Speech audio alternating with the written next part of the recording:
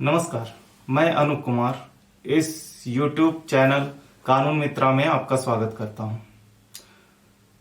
जैसे कि आप लोग सभी जानते हैं, हमारे देश में अभी लॉकडाउन चल रहा है और इस लॉकडाउन में जो एक कानून के विद्यार्थी हो या आम आदमी हो, उनके मन में एक कॉमन सवाल जो आता है वह यह है कि हमारे कानून में आपदा या फिर इस महामारी से निपटने के लिए क्या प्रावधान है।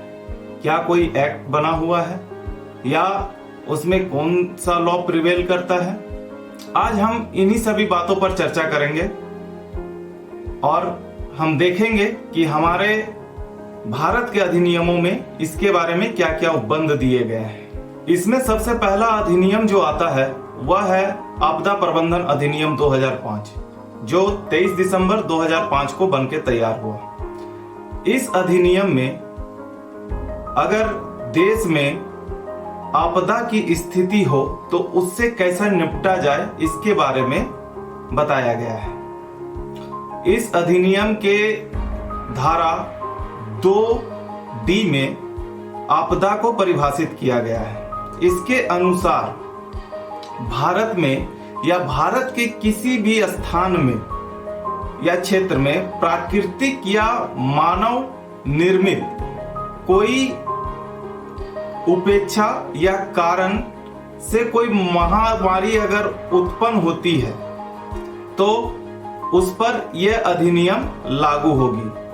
कोरोना वायरस को इसी महामारी के वर्ग में रख के इस धारा का प्रयोग किया गया है। आइए तो इस अधिनियम में देखते हैं। इस अधिनियम के अध्याय 10 में धारा 51 से लेके 60 तक में इसके बारे में वर्णित है। धारा 51 कहता है कि सरकारी काम में बाधा डालना। सरकारी काम में बाधा डालना मतलब कि सरकार द्वारा अगर कोई आदेश दिया गया है और उस आदेश के पालन में कोई अधिकारी है और उसके कार्यों पर हम बाधा डालते हैं तो वहां पर धारा 51 प्रावधान करती है कि अगर इस तरह का कोई एक्टिविटी करता है तो उसे 1 साल तक का सजा या जुर्माना या दोनों हो सकता है। और किसी के जान के प्रति अगर खतरा हो जा रहा है, मान लीजिए कि हम इस लॉकडाउन में जानबूझकर बाहर निकल रहे हैं और बाहर निकलने पर किसी तीसरे पर्सन की जान का खतरा उत्पन्न हो जा रहा है, तो उस तरह का अगर अपराध साबित हो जाता है मेरे ऊपर तो उस स्थिति में सजा 2 साल तक का हो सकता है और उसमें जुर्माना भी हो सकता है या फिर दोनों हो सकता है। इसी अध्याय के धारा 52 में बताया गया है कि गलत दावा करना। गलत दावा करने का मतलब यहां पे यह है कि आपदा के समय सरकार द्वारा जो फैसिलिटी दी जाती है, जैसे खाद्य सामग्री हो गई, सुरक्षा सामग्री हो गई आदि, बहुत तरह से सुविधा दी जाती है, पैसों की भी सुविधा दी जाती है। तो वो जो सुविधा दी जाती है, हम सरकार को या उसके द्वारा नियुक्त अधिकारी को गलत सूचना देते हैं कि हम इस दावा का हकदार हैं और हम बेनिफिट उठा लेते हैं। तो अगर वो दावा मेरे गलत साबित हो जाता है तो मेरे में अपराध की कैटेगरी में ये आ जाता है। इसके लिए इस सेक्शन में प्रावधान किया गया है कि इस तरह का कोई अपराध करता है तो उसके लिए 2 साल तक का सजा या जुर्माना या फिर दोनों हो सकता है। चलिए जानते हैं अब अगला सेक्शन क्या कहता है। अगला सेक्शन 54 है, जिसमें बोलता है कि झूठी सूचना देना। अर्थात जैसे आजकल आप लोग देखते होंगे व्हाट्सएप में या फेसबुक में गलत मैसेज को बढ़ा चढ़ा के प्रस्तुत किया जाता है, जिससे कि जनता के अंदर में खौफ उत्पन्न हो जाता है या जनता पैनिक हो जाती है। तो अगर इस तरह का अपराध हम कर रहे हैं तो इस तरह के अपराध के लिए इस धारा में प्रावधान किया गया है कि उस व्यक्ति को जो इस तरह का मैसेज को फैला रहा है उस व्यक्ति को 1 साल तक की सजा या जुर्माना या दोनों हो सकती है। तो सेक्शन 52, 53 और 54 हम लोगों ने अभी तक देखा, यह तीनों धाराएं जो है वो जनता के लिए है। और आगे की 3 धाराएं 55, 56 और 57, ये तीनों धाराएं जो है सरकार के अधिकारी या उसके कार्यालय से संबंधित है। अब हम वो तीनों धाराओं को एक एक करके देखते हैं। धारा 55 में कहा गया है कि सरकारी विभागों द्वारा जुर्म। कहने का तात्पर्य यह है कि अगर कोई सरकारी विभाग है, उस सरकारी विभाग के द्वारा किसी प्रकार की चूक हो गई हो या गलती हो गई हो तो उसका जवाबदेही उस विभाग का जो प्रमुख होगा उसकी बनती है। या फिर इसमें एक बात और कही गई है कि अगर उस विभाग के किसी कर्मचारी द्वारा वो गलती की गई है और उसकी सूचना उस विभाग के प्रमुख को नहीं है तो उस स्थिति में इंक्वायरी बैठेगी और उस पर जो गलत पाया जाएगा उसको सजा देने की प्रावधान है, उसके ऊपर कार्रवाई होगी। अब धारा 56 कहती है कि सरकारी अधिकारी द्वारा नाकामी या जुर्म के बारे में।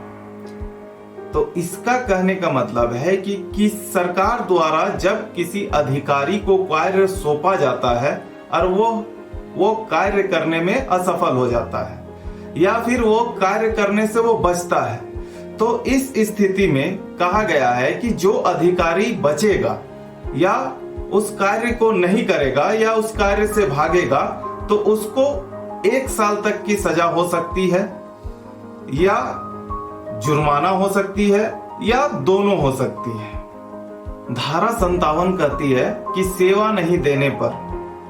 कहने का तात्पर्य इस धारा का यह है कि अगर कोई व्यक्ति है, मान लेते हैं कि कोई पुलिस अधिकारी या डॉक्टर या नर्सेस जिनको की अभी सेवा देना है और वह सेवा नहीं देना चाहते हैं या वो मना कर चुके हैं, तो इस स्थिति में सरकार उस अधिकारी को या उस डॉक्टर को या उन नर्सेस को या सफाई कर्मी हो या कोई भी हो, कोई जरूरी नहीं है कि डॉक्टर पुलिस नर्स यही हो, कोई भी हो, कोई अधिकारी जिसकी सेवा अभी जरूरी है और वो अपना सेवा देने से पीछे हट रहा है, वो भाग रहा है, तो उस स्थिति में ये सेक्शन प्रावधान करती है कि उसको 1 साल तक की सजा या जुर्माना या दोनों से उसे दंडित किया जाए। अगला सेक्शन धारा 58।